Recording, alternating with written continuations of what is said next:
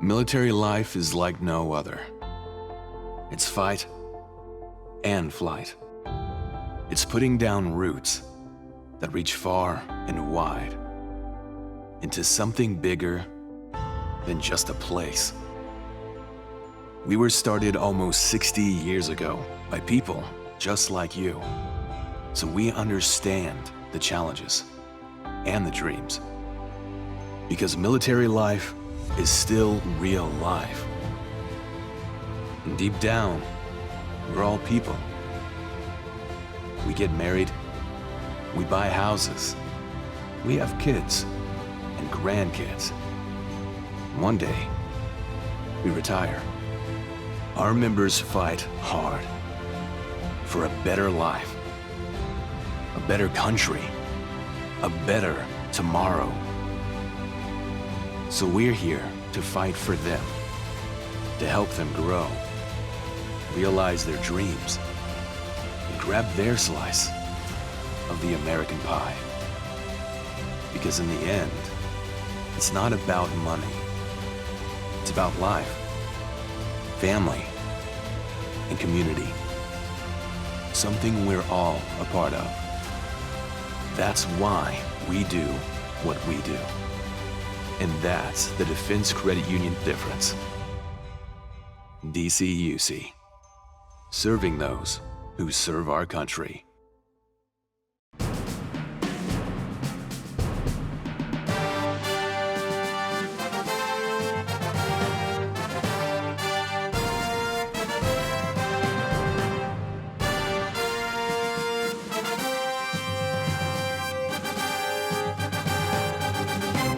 You're watching Defense Matters with your host, Anthony Money Hernandez and John McKechnie.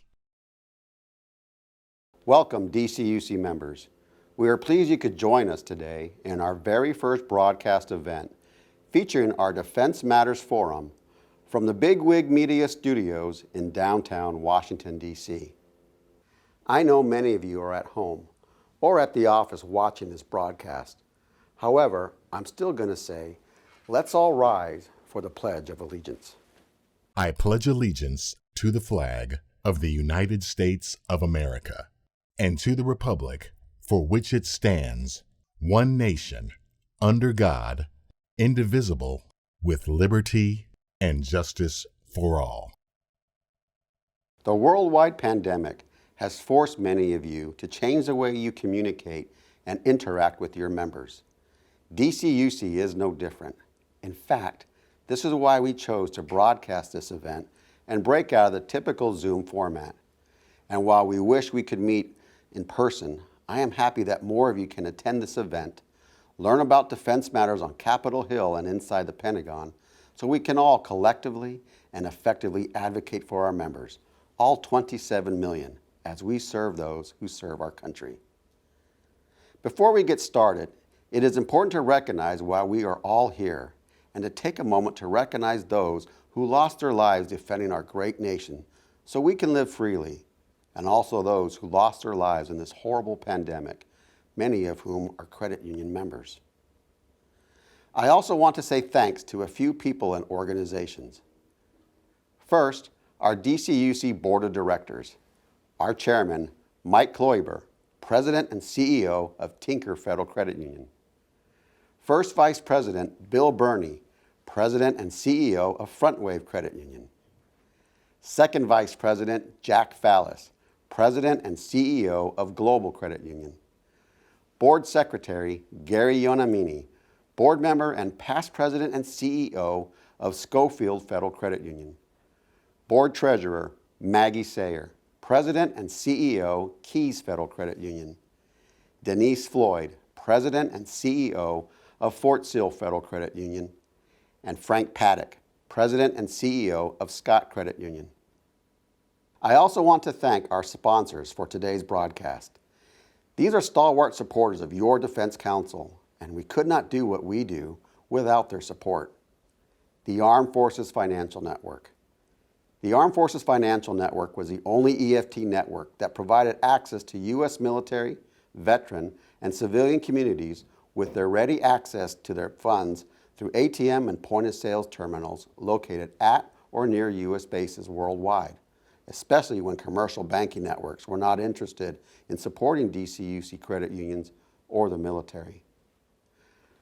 For more than 36 years, AFFN continues to be the most loyal partner for our member credit unions, giving back with every transaction processed to DCUC as a co-owner in support of our mission, and to military and veteran communities through the AFFN Community Support Program, which includes a matching grant program and with no-fee prepaid debit cards for wounded warriors and their families staying at the Fisher Houses worldwide and at DoD Warrior Games, just to highlight a few of their philanthropic programs.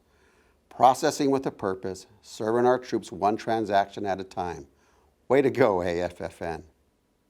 I also want to thank OM Financial Group. OM Financial Group is an executive benefit consulting firm that specializes in providing sound advice to credit union and other nonprofit organizations. Their mission is to equip credit union executives and board members so they can make a fully informed decision when considering, implementing, and overseeing a supplemental executive retirement plan. And Izale Financial Group, offering customized executive and directors benefits to help you value people, managing the balance sheet to improve earnings, or helping you protect assets as your credit union moves forward. Many thanks to our sponsors. All right, here's a look at our agenda. We have lots to discuss today, including some brief comments from Congressman Anthony G. Brown, Democrat from Maryland.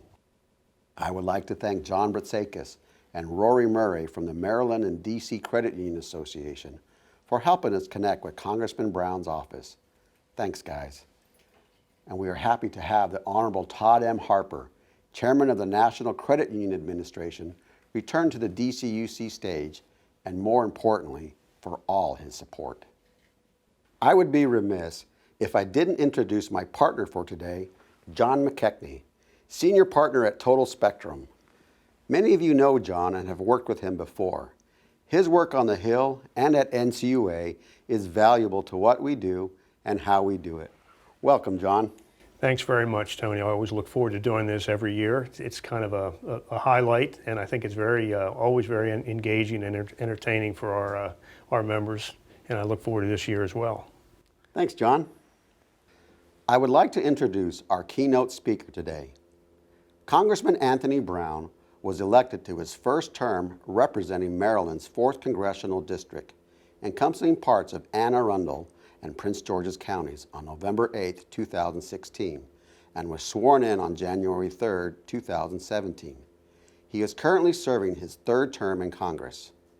Congressman Brown serves on the House Armed Services Committee, where he helps shape policies to ensure we maintain the best trained and best equipped military, make the right investments to fight 21st century threats, and keep our country strong and safe. The son of immigrants and raised in a home where his father was the first in the family to ever attend college, Congressman Brown was taught the value of service at a young age. Through his military and public service, Anthony has devoted his life to serving his community and defending our nation. A retired colonel in the United States Army Reserve, Congressman Brown's military record spanned more than a quarter century as an aviator and JAG officer, during which time he graduated first in his flight class and received both airborne and air assault qualifications. Congressman Brown was awarded the Legion of Merit for his distinguished military service. In 2004, he was deployed to Iraq, where he earned a Bronze Star and became one of the nation's highest-ranking elected officials at that time to serve a tour of duty in that conflict. Congressman Brown, welcome to the DCUC stage. The floor is yours, sir. Thank you, Tony. Hello, I'm Congressman Anthony Brown. It's great to join the Defense Credit Union Council for your Defense Matters Forum. The COVID-19 pandemic has disrupted our lives and shaken our economy. Families across our country are concerned about keeping a roof over their heads and food on the table. Service members, military families, and veterans face many of these same challenges, and they need support from the federal government and financial institutions like you. With the beginning of a new Congress and the Biden-Harris administration, we have an opportunity to deliver relief for families who have sacrificed so much for this country. The work ahead will be hard, but together we can build back better.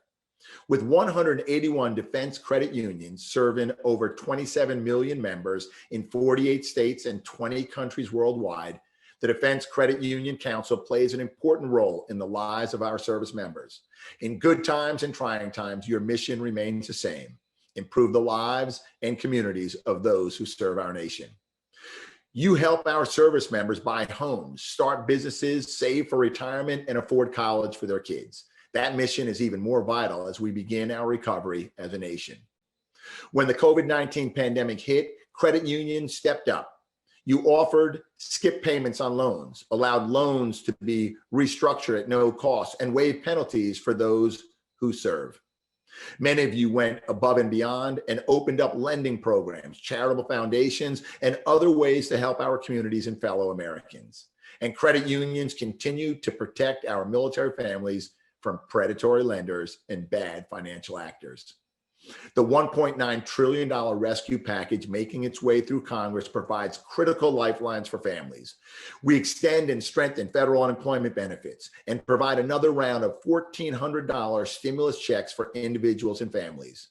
We create a $3,000 child tax credit per child, provide $35 billion to help renters and homeowners keep a roof over their heads, and make available new loans assistance for small businesses. We make a sacred promise to our service members, military families, and veterans to honor their sacrifices through action and support, including targeted programs that will give them the opportunity to succeed. As a proud member of the House Armed Services Committee, and as a new member of the House Committee on Veterans Affairs, I look forward to working with you as we uphold that promise to the men and women who serve our nation. Thank you. Thank you, Congressman Brown. That was a great message on how important it is to support working and military families who may be struggling during the pandemic, and ensuring we keep our sacred promise to the men and women who serve our country in uniform. We are truly thankful for your time and for your service to our great nation. I would like to introduce our next keynote speaker today. The Honorable Todd M. Harper was nominated to serve on the NCUA board on February 6, 2019, and confirmed by the United States Senate, which confirmed him on March 14, 2019. He was sworn in as a member of the NCUA board on April 8, 2019. President Joseph R. Biden Jr. designated him as the NCUA's 12th chairman on January 20, 2021. As NCUA board chairman, Mr. Harper serves as a voting member of the Financial Stability Oversight Council. He represents the NCUA on the Federal Financial Institutions Examination Council and the Financial and Banking Information Infrastructure Committee, and is the agency's representative on the Board of Directors of NeighborWorks America, one of the nation's leading affordable housing and community development organizations. Prior to joining the NCUA board, Mr. Harper served as director of the agency's Office of Public and Congressional Affairs and chief policy advisor to former chairman Debbie Matz and Rick Metzger. He is the first member of the NCUA staff to become an NCUA board member and chairman. This is his second appearance at DCUC's Defense Matters Forum. And if you remember from last year, Chairman Harper promised to look into the APO-FPO issue, which, true to his word, was revised to allow all military members to count towards low-income credit union designation. I highly value Chairman Harper's support, and I consider him a true friend of DCUC. Chairman Harper, welcome back to the DCUC stage. The floor is yours, sir. Thanks, Tony, and hello, everyone. It's a pleasure to speak with you today. Last month, I received the greatest honor of my career when I became the NCUA board chairman. I have spent nearly a decade at the NCUA and worked on credit union policy issues for more than 20 years. My whole heart is in the mission of the NCUA and its vital work, and I look forward to leading the NCUA and working with all of its stakeholders, including our military credit unions, as we respond to the economic fallout created by the pandemic, position the agency for future challenges, and strengthen our commitment to consumer financial protection. The credit union system now sits at the intersection of several crossroads. For example, many of the largest credit unions continue to grow rapidly, while many smaller credit unions continue to struggle with earnings. As the COVID-19 pandemic rages on, we must smartly, pragmatically, and expeditiously address the economic fallout within the credit union system. To that end, when I first became chairman, I issued my commander's call to the agency. First, I laid out my priorities, which have always been capital and liquidity, consumer financial protection, cybersecurity, and diversity, equity, and economic inclusion. In the many months ahead, these priorities will guide the NCUA's decisions. We also need to understand that bad actors continue to undermine the very integrity of our interconnected financial system through fraud and cyber attacks.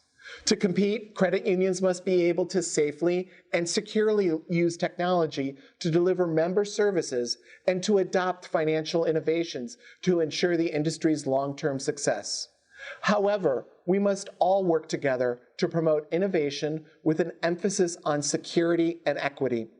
We must also strengthen the NCUA's Consumer Financial Protection Program to ensure that all consumers receive the same level of protection regardless of their financial provider of choice. We must also do more to improve financial literacy and personal finance knowledge of our service members. According to statistics from the Department of Defense, nearly 46% of active duty military members are 25 years old or less. This age range is when many young service members have their first experiences with the financial system, such as opening a credit union account, taking out their first car loan, or getting their first credit card. The financial decisions these individuals make can have a profound implication for their financial well-being later in life, and even on our military readiness. Each of you can play a pivotal role in helping our service members handle all the major events in their personal financial life, from buying a home, to making the most of their GI benefits, to planning for retirement. Financial regulatory agencies, nonprofits, schools, military credit unions, and other depository institutions must work together to improve the personal finance knowledge of service members and their families to prevent them from being exploited financially. I look forward to working with all of you on that important mission. Overall, my regulatory philosophy can be summarized with the acronym FIRE. I believe that as an agency, the NCUA needs to be fair and forward-looking, innovative, inclusive, and independent, risk-focused and ready to act expeditiously when necessary, and engaged appropriately with all stakeholders to develop effective and efficient regulation. This FIRE philosophy has been and will continue to be the North Star for me and the NCUA. I came of age in the 1970s and 1980s. The songs of that era, along with the music of Motown, strike a chord with me, and I often find inspiration within their melodies. Recently, I heard The Way It Is by Bruce Hornsby and the Range. If you listen closely, the lyrics of that song touch on the state of racial and socioeconomic issues in the days following the Great Society legislation and the Civil Rights Movement. These lyrics are just as relevant today as they were more than a generation ago. At its core, the credit union movement is committed to cooperative credit. And cooperative credit means making sure that credit unions live up to their mission of providing access to credit and savings to their members, including those of modest means, like many recruits starting out in the military. The NCUA must do all that it can to advance economic equity and justice. In the aftermath of George Floyd's killing last year and the nationwide Black Lives Matter demonstrations, we have an obligation to address these issues directly and chart a better course for our nation's future. We must enhance support for minority depository institutions, low-income credit unions, and community development credit unions that are on the front lines of serving the underserved. One example of the NCUA support for low-income credit unions was a decision last May to adjust how the agency considers military postal addresses when determining if a credit union qualifies for the low-income designation. At the time, I noted our country was in an economic war against COVID-19, and that the NCUA needed to do all that it could to help federally insured credit unions serve their members, including our service members, by giving them access to more resources. This policy change is helping more credit unions to serve the military that qualify for the low-income credit union designation and provide them with access to technical assistance grants and loans and other benefits that expand access to safe and affordable financial products and services. We must also ensure compliance with fair lending laws so people of all colors, including many people in our military, can purchase a home, purchase a car, start a business, or finance college without being subject to discriminatory terms. In doing so, we will lift all boats and live up to the cooperative philosophy at the heart of the credit union movement. We must also find ways to close the wealth gap by helping people build wealth through home ownership, starting small businesses, and saving for retirement. Additionally, we must consider future challenges like climate change, which disproportionately affects underserved communities. As we address each of these issues, we can address the disparities exacerbated by the pandemic and centuries of systemic discrimination. We obviously have lots of work ahead of us, but it is important that we can change the lives of those who rely on a military credit union to achieve their financial goals. Thank you again for inviting me to be part of Defense Matters. I look forward to working with all of you and seeing you in person again one day when our public health experts give the all clear. Until then, be safe, be well, be kind. Thank you, Chairman Harper. Being a military veteran, I have a hard time calling you Todd. However, I appreciate your message, especially your FIRE philosophy and emphasis on capital and liquidity, consumer financial protection, cybersecurity, and diversity, equity, and economic inclusion. John, what do you see happening in the NCUA under Chairman Harper's leadership? Well, as the sole Democrat on a three-member board, I think he's going to be forced to look for consensus and some areas of agreement or frankly, that's going to be a little bit of a challenge, but it's going to be something I think that he can achieve. It's still unclear whether some of the proposed rules that are out there that he initially opposed, it's unclear whether they're going to be finalized or not. But don't think that means he's not going to have a lot on his plate. He's going to have a considerable ability to finalize regulations and certain kind of consumer oversight, consumer protection, capital issues, liquidity issues. Those are all going to be things that I think he can and will do things on. So don't look for inactive chairmanship, even though he doesn't necessarily have to be going through the board for votes. Well, I agree, John, and thanks for your insight. DCUC's advocacy strategy for 2021 largely depends on what gets introduced in the 117th Congress. More importantly, it is a function of who leads and votes on the various committees. Here is a balance of power in both houses of Congress. As you know, while Democrats control both houses, it would not take much to swing votes on important issues.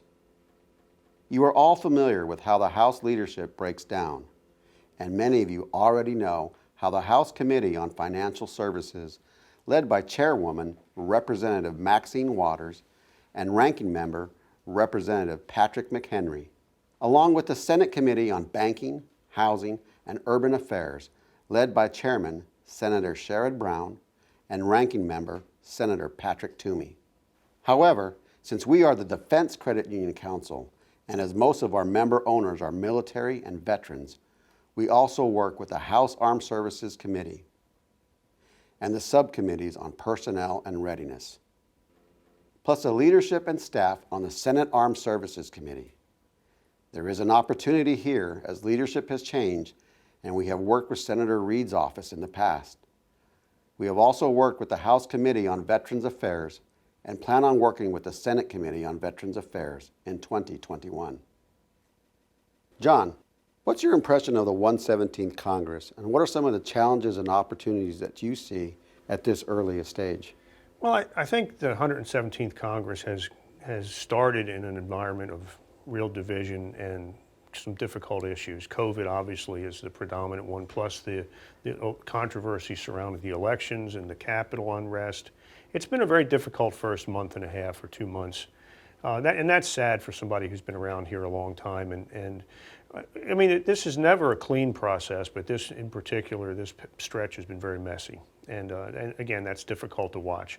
I think that you're going to see Congress, now that the election and the impeachment controversies are somewhat settled, COVID relief package is taking up an awful lot of the oxygen in the room. And I think it will for a while.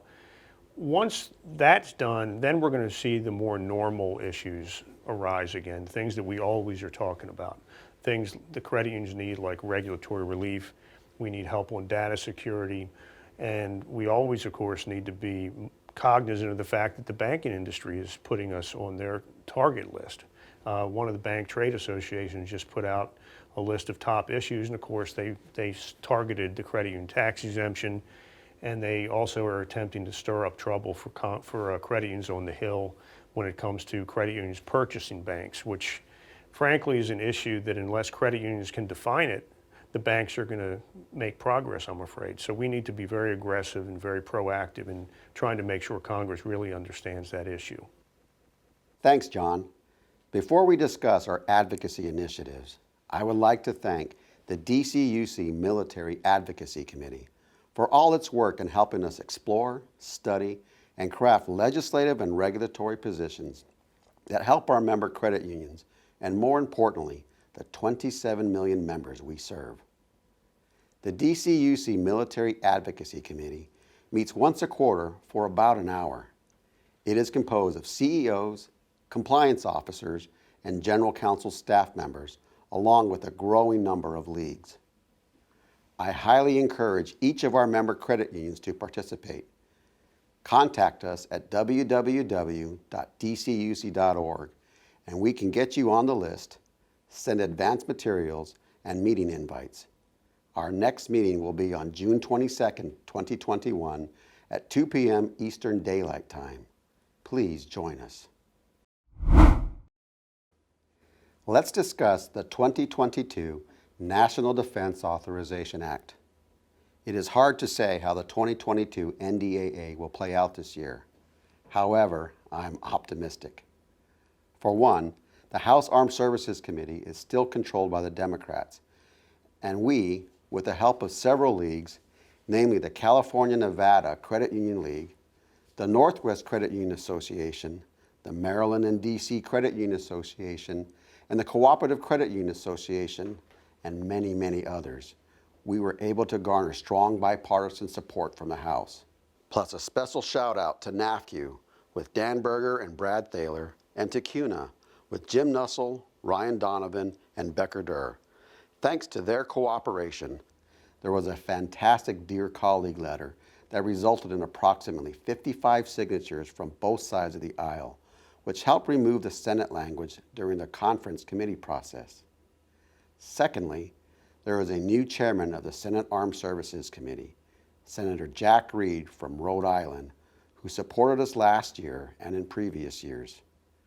This is good news since the last two Senate versions had troublesome language inserted by the previous chairman and current ranking member, Senator James Inhofe from Oklahoma. It's unclear how far the bank lobby attempts will go this year. However, we can be assured the bank lobby will try again, just as they have each year. So I want to encourage each of you to stay alert. Let your representatives know that banks and credit unions are not the same. We are not-for-profit and intrinsically tied to the communities we serve. And remember, stories help build our case. Plus, our success goes straight back to our member owners, not anonymous shareholders. John, do you have anything to add? Well, I think you hit the nail on the head when you talked about the change in chairmanships in the Senate. The prime mover behind this for several years has been Senator Inhofe of Oklahoma, and while he may still be touting the banker position, I think that he may not have as much leverage to do so this year now that he's not chairman anymore. So that's a really important point. I'd also just reemphasize something you said about our advocacy and the league advocacy. They really did a fine job of blunting everything the banks tried to do on the Hill. And you can tell the banks were very frustrated. That's good news and bad news. The good news is they were frustrated because they didn't win. The bad news is I think that they're still pretty irritated about not winning. Right. And I think the chances are they're going to try it again. So trying and succeeding are two different things. We need to continue making sure that's the case. Oh, thanks, John. There are some other items to watch for in the NDAA. And it's important to know about these since these will affect your members directly. First, look for any force structure changes in terms of mission, hardware, and people. This affects the local economy, and it is good for credit union leaders to understand how the NDAA affects your community. We are always on the lookout for any base realignments and closures, otherwise known as BRAC, since balancing the budget will be a high priority. Second, we also pay attention to any European and Middle East troop withdrawals or buildup in the Pacific. Finally, pay raises and changes to the benefits are also good to know. DCUC will keep you informed on these changes via constant contact, like we have done in the past, whether it was information on the Paycheck Protection Plan, the CARES Act, or amendments in the NDAA. If you are not getting these messages, please let us know. Let's highlight some legislation that did not pass in the last year's Congress and for which we want to be on the lookout for in 2021. I believe we should look for legislation that uses the Military Lending Act as a model for nationwide restrictions on lending. In the last Congress, there were two bills that were introduced using the Military Lending Act as a gateway for expanding restrictions nationwide. The first was a Veterans and Consumers Fair Credit Act. The second was a Debt Collection Practices for Service Members Act. Both bills were well intended. I just cringe when I think of all the second and third order effects that result from not thinking this through. For example, Q&A number 2, which restricted gap products and negatively impacted the indirect lending market. DoD ended up hurting the very military members it was intending to protect. However, I do want to stress, defense credit unions support the MLA and protect our members from predatory lending practices that harm their financial well-being. So when you are talking with members of Congress or engaging through your league, we should always state that defense credit unions provide their members with exceptional protection from predatory lenders while complying with a robust regulatory oversight. However, the regulatory environment need not impose excessive and unnecessary burdens upon credit unions and their members with additional layers of oversight or having multiple regulators.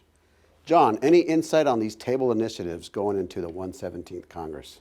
Well, you mentioned legislation that keys off of the Military Lending Act as a model for restrictions, and I think that is something that we have to be very aware of. The CFPB under a Biden administration is going to be a very different animal than it was under a Trump administration, and I think that it's going to be much more aggressive, much more proactive. They're going to be much more I wouldn't say extreme, but they've got a very ideological viewpoint about regulation. The person who President Biden has appointed is very close to Senator Elizabeth Warren, and I think he's going to bring a lot of her concepts about oversight into his job. This is going to be a year where you're going to see increased emphasis from CFPB on things like payday lending, debt collection, mortgage lending. It's possible they even may look at overdraft protection. So that's going to be something we have to, once again, be on our toes about, like we always are, but now I think that we have a different sheriff in town at CFPB is going to mean for quite a different environment. Good points, John. Anything else? There are two issues that may reemerge in the 117th Congress. These are issues we always are going to be vigilant about. and they may come back now that we have Democratic majorities in both chambers. The first is the expansion of the Community Reinvestment Act to include credit unions. This is a 44-year-old act that was passed back in the 70s, basically to punish the banking industry for redlining, for discriminating against people in certain neighborhoods. Congress at the time felt that credit unions did not do that, and therefore they didn't see fit to put us under it. And we've stayed out of it for the last several decades. There may be a move now on Capitol Hill, though, to look to expand CRA to everyone, and that would include credit unions. In late 2019, there was an attempt by Senator Warren and a group of House Democrats to put credit unions into CRA. We were able to work with her office and others to make sure they understood why that's still not appropriate. And I think the arguments we have are valid. It's just a matter that we have to continue making them, and we have to continue reminding people that we do not deserve to be under that burdensome and somewhat difficult rule. So I think even though the composition of Congress may want to look at that issue again, we're hopeful we can keep us out of the line of fire again. Great. And the second issue, John? Well, and you've been kind of the leader on this. We've talked about postal banking, and that's something that, last year you saw an opportunity to remind people that credit unions are actually better positioned than anybody else to deliver those kind of financial services. The postal system is there to deliver the mail. This is not their competency. Credit unions, on the other hand, have a real hands-on experience at serving people, especially people of modest means.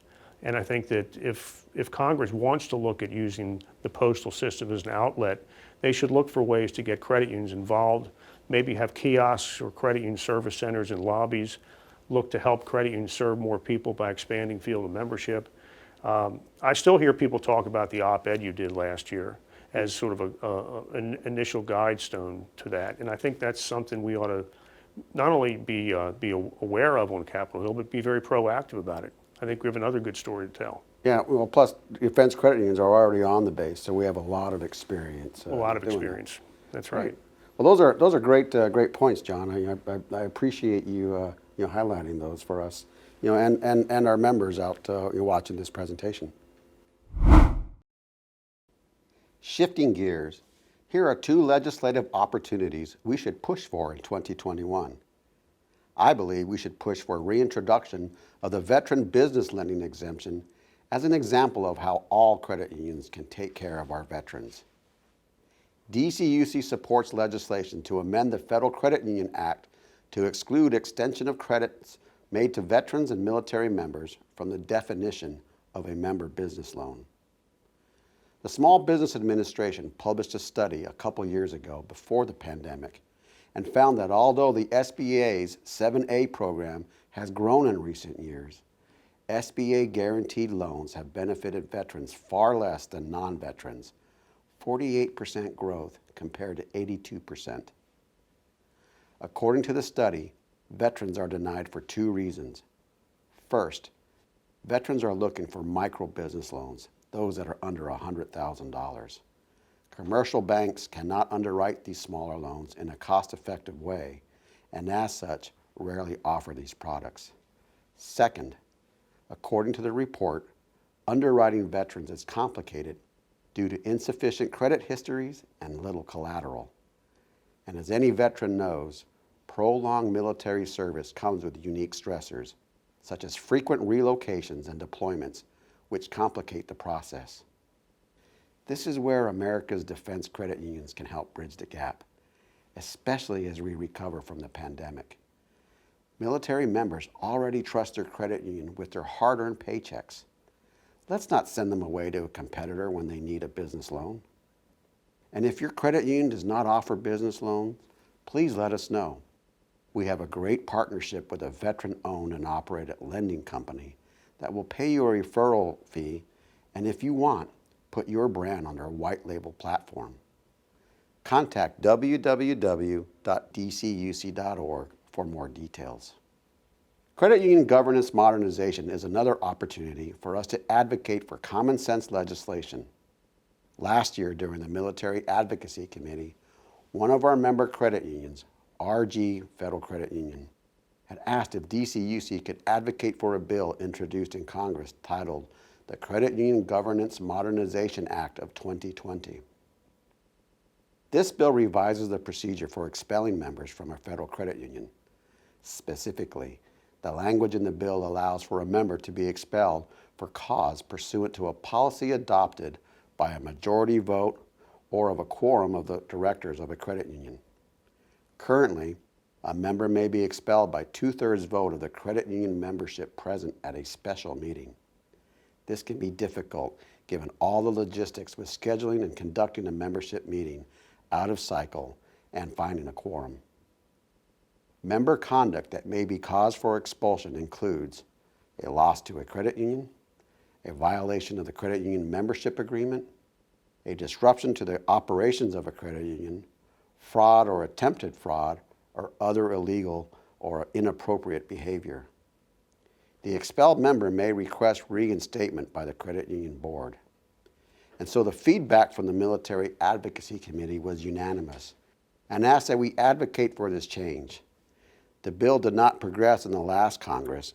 However, we are ready to advocate for this as Congress gets back to work. John, any insight on the Credit Union Governance Modernization Act? Tony, that's an issue that right now I think we aren't quite where we need to be. I think there's still a lot of work to be done with NCUA in terms of persuading them that it's the right thing to do. For a while, I think there's been a lot of hesitation at NCUA about member expulsion issues and how they should be handled. And I think that our challenge really is to educate and to make certain that NCUA board and staff understand that this is an issue that really does need to have their attention, but right now they just don't agree with us. Right. All right, thanks, John. The Defense Credit Union Council established the George E. Myers Scholarship Fund in 1996 to honor Colonel George E. Myers, United States Army retired. Colonel Myers was an executive director of the council and was selected to the first DCUC Hall of Honor. The fund's purpose is to provide scholarships for volunteers, management, and/or staff of DCUC member credit unions so they can further their professional credit union education, knowledge, and leadership skills. All active DCUC member credit union management, staff, and volunteers are eligible to apply. The scholarship can be used to attend both virtual and in-person industry conferences and professional development trainings at little or no cost to their credit union. Since 1997, DCUC has awarded 57 scholarships, totaling nearly $160,000. This year is no different. Here are the 2021 winners of the George E. Myers Scholarship, who will each receive a $3,500 scholarship. They are April Bittler from Kirtland Federal Credit Union, who will be using her scholarship to attend the DCUC annual conference. Levi Brunmeyer from Sentinel Federal Credit Union, who will use his scholarship to attend the Enterprise Risk Management Virtual School. Ashley Sanford from Cedar Point Federal Credit Union, who will use her scholarship towards her bachelor degree in Business Administration from the University of Maryland's Global Campus. And Amy Shuey from America's Credit Union, who will use her scholarship to attend the CUNA Member Experience Virtual School. Congratulations to all our winners, and thanks to you all who support this program with our annual White House Ornament Sale and for nominating great applicants each year. Here are some quick updates on recent DoD issues which were raised by DCUC on behalf of member credit union concerns. First is a SecDef memo on reimbursable activities. We understand DoD has concurred with our interpretation of the SecDef memo, where the Federal Credit Union Act, specifically 12 U.S.C. 1770, authorizes this discretionary, non-reimbursable support, in other words, no-cost land leases, and in some cases, logistical cost when credit unions or their ATMs are located inside a federal building. If any of you are hearing otherwise, please let me know immediately. There should be very few cases where rent is charged. I am working on cases where AAFES, the Army and Air Force Exchange Service, is incorrectly charging credit unions for rent. AAFES calls it an opportunity cost, which is rent by another name. Nice try, guys. I already have concurrence from the Air Force and Army, which is more than enough approval since it is the Army and Air Force Exchange Service. However, DoD believes they have jurisdiction and has issued a different opinion despite language in the DoD Financial Management Regulation to the contrary. I can assure you, more to follow. The second update is on the letter of concern with encroachments by several off-station banks that do not have a signed operating agreement with your military installation, particularly since one of these banks was recently fined $85 million for violations of the Military Lending Act in ways very similar to the Wells Fargo violations, which resulted in their $3 billion fine. Several of our member credit unions have seen repeated and flagrant incursions onto base by these banks, and we were already working with the military liaison officers when the latest fine was levied. So DCUC wrote a letter to their respective undersecretaries asking them to enforce their own regulations, which would help protect military members from violations of the Military Lending Act. This letter gained traction, and several notes were sent to the field. If any of these banks continue to solicit military members on the installation, please let us know immediately. Again, we are working closely with each of the service level liaison officers to enforce the regulation. And the last DoD update is for those credit unions operating overseas, particularly in Germany and Italy. Here is the latest on European troop withdrawals. There is no designated constituency for overseas bases. In other words, there is not a senator from Germany or a congresswoman from Italy. So when DoD does things to move force structure overseas, it does not immediately register in the normal constituencies here in the United States. DCUC, based on input from Service Credit Union, one of our overseas member credit unions, wrote to both the House and Senate Armed Services Committees. The movement of 12,000 troops from Germany to Italy and back to the United States would severely affect the ability for credit unions to provide financial support. Credit unions invest heavily in the data infrastructure and personnel required to deliver proportionate financial services to overseas installations. In addition, there are deeper, ongoing issues which we are still trying to resolve. Issues such as the ability to hire and bond qualified employees. Many times this employee pool includes military spouses. And whether the host nation can tax income, which is still under review. Plus there is base access and security issues once the dust settles. European troop withdrawals make this even worse. And ultimately, these issues will impact the financial readiness of military members serving overseas. First, we did receive a prompt response from the Senior Staff Director on the House Armed Services Committee, saying they were concerned and would add our concerns to their congressional inquiry of DoD planners. Second, as you know, there was a new administration in charge, and the new SecDef, the Honorable Lloyd Austin, has halted plans pending further review. DCUC will remain vigilant, and I expect to find answers when we see the 2022 National Defense Authorization Act. We will continue to press our concerns as a committee are already drafting proposals for the 2022 NDAA. Please stay tuned.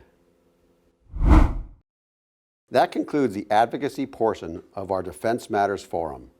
I hope each of you were able to get something from the information presented during the broadcast and in the digital package available online. If you have any questions, please feel free to email or call me.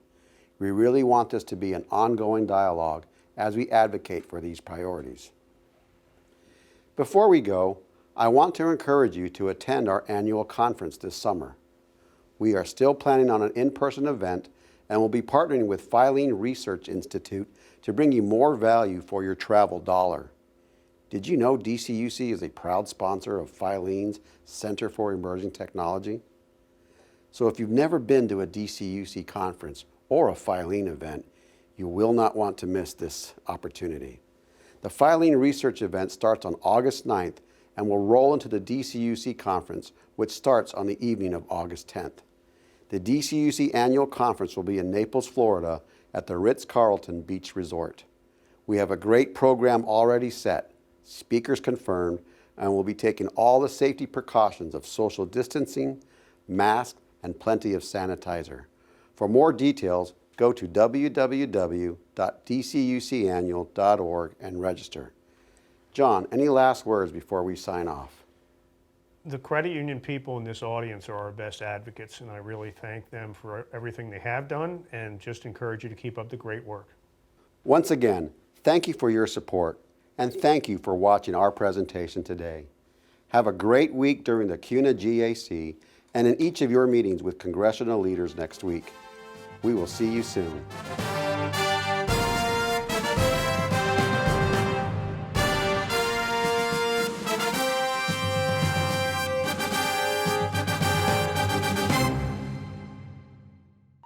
Since 1963, the Defense Credit Union Council, or DCUC, has been an integral part of the fabric that keeps our military strong and their communities vibrant. A true public-private partnership. Today, with more than 25 million members and over $300 billion in assets, this nonprofit defense trade association is larger than defense contractors Northrop Grumman, Boeing, and Lockheed Martin combined. So what does DCUC actually do? As an association of defense credit unions, DCUC gives over 180 defense credit unions a single point of contact inside the Pentagon and on Capitol Hill, allowing each defense credit union to positively impact the entire life cycle of military personnel. From opening a first checking account to helping them buy a car and then a home, all the way through retirement, DCUC credit unions take care of military families from generation to generation, giving them access to easy and affordable credit while protecting them from predatory lending and bad financial practices. Military families face unique challenges, and DCUC member credit unions are experienced in helping to support their members with specialized programs like guaranteed pay during government shutdowns and making paying bills back home easy when deployed. Because DCUC is more than a trade association, they are a huge part of the military community, spanning 48 states and 20 countries worldwide. And as a nonprofit, DCUC and their member credit unions always give back to the communities they serve. So help keep our military strong by supporting DCUC and its members, because military personnel and their families count on us almost as much as we count on them. DCUC, serving those who serve our country. For more information and to find a defense credit union, visit us online at dcuc.org.